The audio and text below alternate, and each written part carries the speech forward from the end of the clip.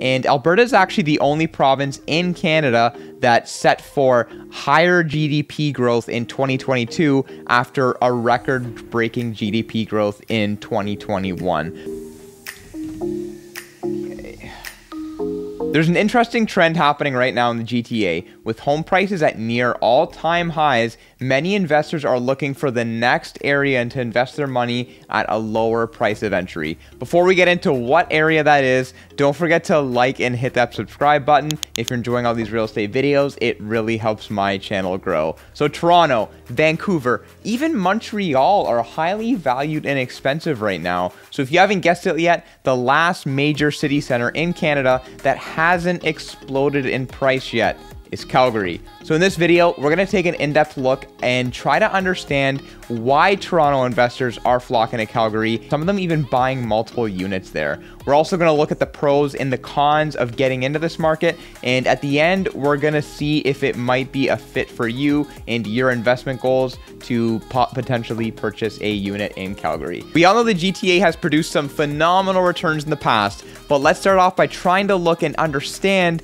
what the situation is here right now. It's turning some people off of purchasing more investment properties in the GTA. So the first one is pretty obvious. The high cost of buy-in. So obviously the GTA has experienced some phenomenal returns in recent years, which makes it highly valued and hard to get into for a new investor today. If your goal is to get into the real estate market by investing in some lower valuable properties or building up your portfolio as fast as you can with multiple properties, it's going to be very hard to do this in the GTA unless you have a substantial amount of equity. The second turnoff for some is the hefty closing costs on new construction. So development levies, land transfer tax. Keep in mind, land transfer is double. If you are in Toronto, you pay the municipal as well as the provincial portion, as well as HST if it's an investment. The closing costs do add up in the tens of thousands of dollars when you buy a new construction unit in the GTA, and this is also becoming a turnoff for some. Third, we've got the cash flow issue. So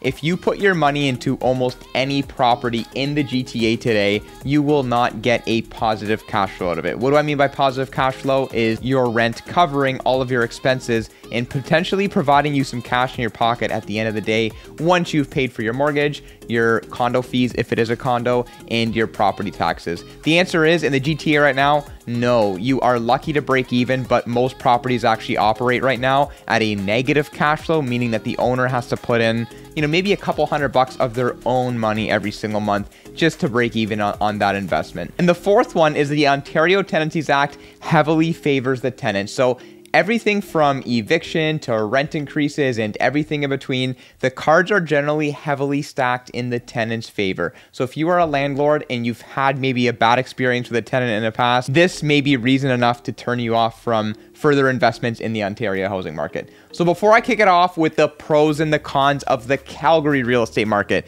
don't forget to like this video and hit that subscribe button for more real estate content. As I said, really helps my channel grow and I do really appreciate it. So the pros of investing in Calgary: you get to buy in at a much cheaper price. In general, suites in Calgary start from anywhere from the high 200s to low 300s. So you've got a lot of growth potential because you're putting less initial investment into it.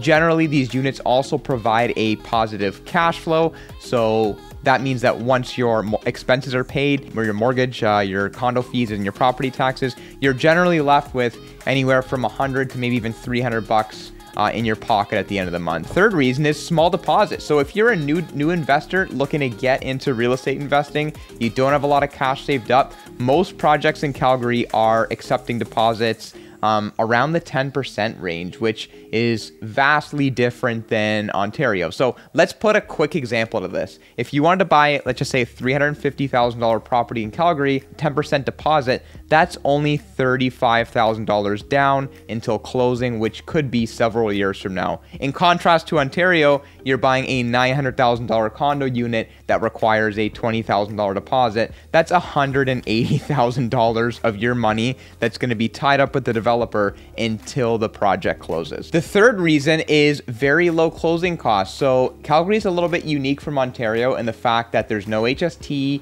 there's no building levies or development charges, there's no land transfer tax. So closing fees for a new home purchase in Calgary kind of range or sit around the $2,000 range. And this is mostly for the lawyer.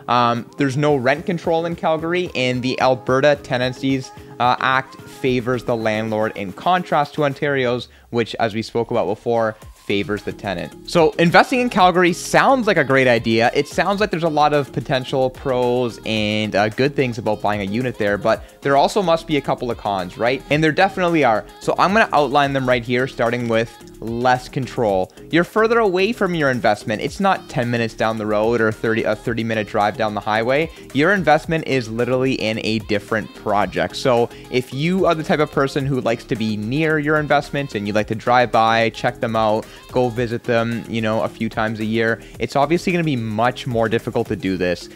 In terms of managing your rental, you probably have to hire a management company to do this for you, or some projects actually do come with rental guarantees and managers lined up for you. The second con kind of goes along with the first. You'll probably never be able to use this property yourself unless you plan on moving to Calgary. So some people enjoy investing in units in Toronto or in the GTA because they think, hey, one day maybe I want to move in, renovate it, use it for myself, give it to my son, give it to my daughter to live in. Unless any of these people are planning on moving to Calgary, you're probably never going to get any sort of personal use out of it. And the third one, which I think is a pretty big con to consider, is that Calgary is just a less proven market than Toronto. Toronto and the GTA have produced some phenomenal returns in the past. The Calgary market is just starting to reward its investors. So in the past, the Calgary real estate market has been less stable and has been heavily reliant on the performance of the oil industry. So before we talk about buying a unit in Calgary and if it's a good fit for you, I want to actually talk about a few of the recent headlines here, because there is some good news. Calgary is trying to change their identity a little bit. If we go through some of the recent headlines of Alberta and Calgary, we can actually see that their tech sector is starting to boom. So it used to be highly dependent on oil. Obviously, we know that, but they're in the midst of changing their identity to become known as the tech hub or Silicon Valley of the North. Amazon recently announced a $4.3 billion investment in cloud computing technology in Calgary. There's been 65,000 jobs created in Alberta in the past 4 months alone.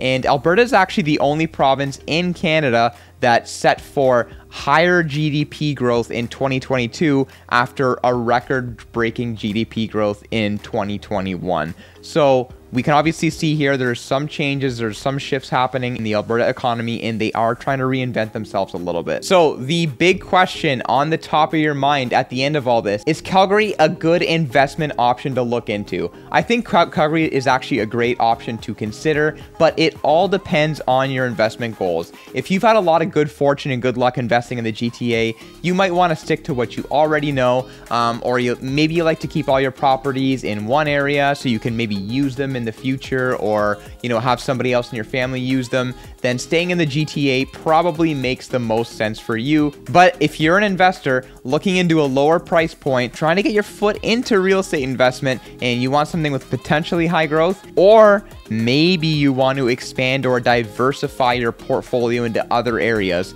if this kind of sounds like you, I think that purchasing a unit or two in Calgary does give you a low risk way to dip your toes into this market and get in on a piece of this action. I truly think there's great options for everybody out there when it comes to investing in real estate, but a lot of it comes down to your own goals and preferences and your own risk tolerances. If you'd like to chat more about some of these options, don't hesitate to click the link in the description down below and book a time for us to chat. Thank you so much for watching. Don't forget to like and subscribe to my channel. It really helps it grow, and I will see you guys on the next one.